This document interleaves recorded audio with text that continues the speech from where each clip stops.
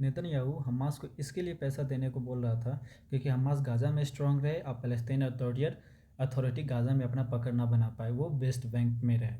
इसके कारण हमास को कतर के ज़रिए नेतन्याहू पैसा दिलाता था। नेतन्याहू ने पुलिस को बताया कि हम डिवाइड एंड रूल कर रहे थे, इसको बोलते हैं एनिमी फीडिंग, ऐसे करके कुछ बोलते हैं।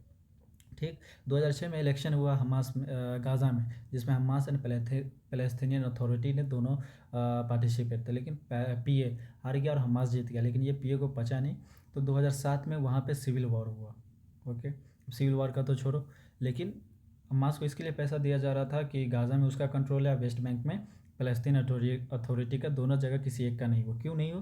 क्योंकि अगर गाज़ा में वेस्ट बैंक का हो जाता तो ये लोग, जो एक्शन वेस्ट बैंक से होता वही एक्शन गाज़ा से होता, दूसरे साइड से, और जो एक्शन गाज़ा में होता वही एक्शन वेस्ट बैंक में होता। इसी के कारण ये इजरायली हमेशा हमास को और पीए को लड़ा के रखता था।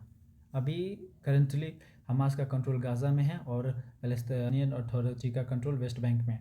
अभी हमास अनफोर्स्ड और बैटल, ये वॉर पे ज़्यादा फोकस करता था, और फ़लस्तीनी अथॉरिटी डिप्लोमेटिक्स, नेगोशिएशंस और लॉ के हिसाब से चलता था। अब इसराइल दोनों को दोनों हिसाब से मार रहा है। हमास को एयरफोर्स के ज़रिए, किसी भी ज़रिए से मार रहा है, बम के ज़रिए, मिसाइल के ज़रिए, ड्रोन के ज़रिए। और वेस्ट बैंक जो डिप्लोमेटिक से चलता था, लॉ से चलता था, कन्वर्सेशन से चलता था, यूएन के से भीख मांगता, उसको एक लॉ लाया है।